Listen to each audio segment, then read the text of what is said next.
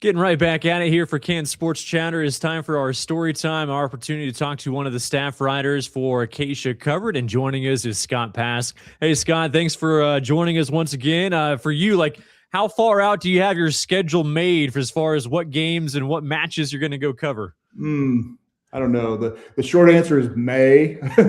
It kind of feels that way right now, but no, it's you kind of look at it about a week at a time, and here in January, of course, you got a lot of great wrestling tournaments pop up every Saturday, and then of course with high school basketball. Boys tournament week, followed by kind of predominantly girls tournament week here in the final 2 weeks of January. So it's if you can't find something to go to at this time of year, you're hurting. That's for sure. There's a lot going on. Well, you were able to cover some wrestling, some really good wrestling earlier this month in Newton. What was that experience like? Yeah. Here, just the middle of January, you can kind of set your watch to a really great tournament up at Newton. There are really good tournaments, really good wrestling tournaments around the state every weekend, it seems. But Newton is one of those that's been around. This was the 63rd annual boys tournament.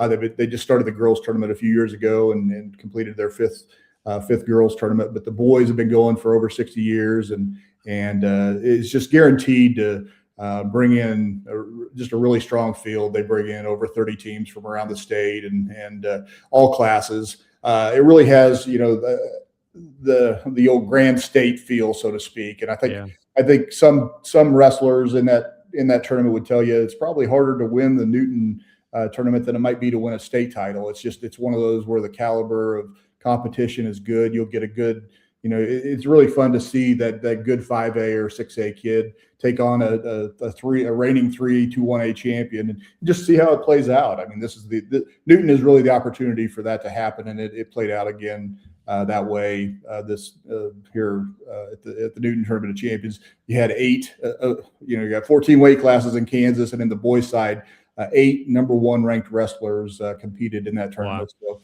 So really strong field. I mean, what's the schedule like for that type of tournament? Like, how many mats are they running? Like, how do they keep everything on schedule?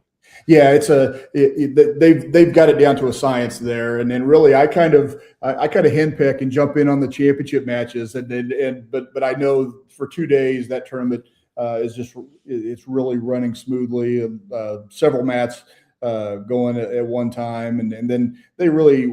What's fun about going to the championship matches there's just a lot of pomp and circumstance. It kind of sets up, they turn the lights down, and they do that at other tournaments too. But you get a really nice national anthem. You get the Newton's drum corps playing. You get the dance team out on the mat.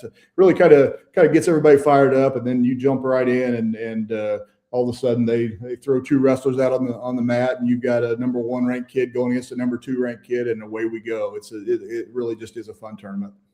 Washburn Rural coming out of there. I mean, what stood out with them? Are the pretty balanced team?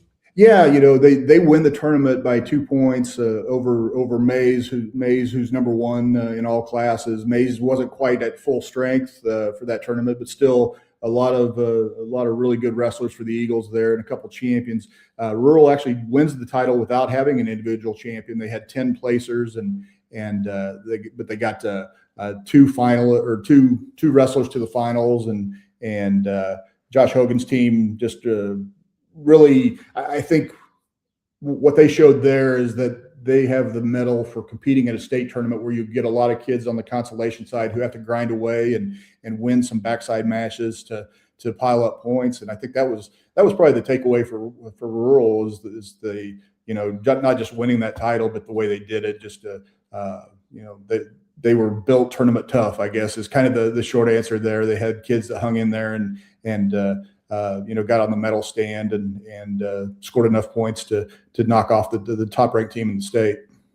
You mentioned Mays coming up a little short there, but Everett Joyce, I mean, he continues to be just one to watch. Yeah, he's the reigning 190-pound champion in Class 6A, and he had one of those matches, where you get the number 1 versus 2 kid in all classes. He wrestled Blue Valley Southwest Tad Forsyth, who won the 5A 175-pound championship last year, and both guys come in undefeated, and Joyce caught him in a cradle in the second period and pinned him. It was really just kind of one of those stunning moments, because you know how good, if you've been to a state tournament, you know how good Tad is, and I'm sure maybe made a slip or an error that got him in trouble, and against a caliber wrestler like Everett.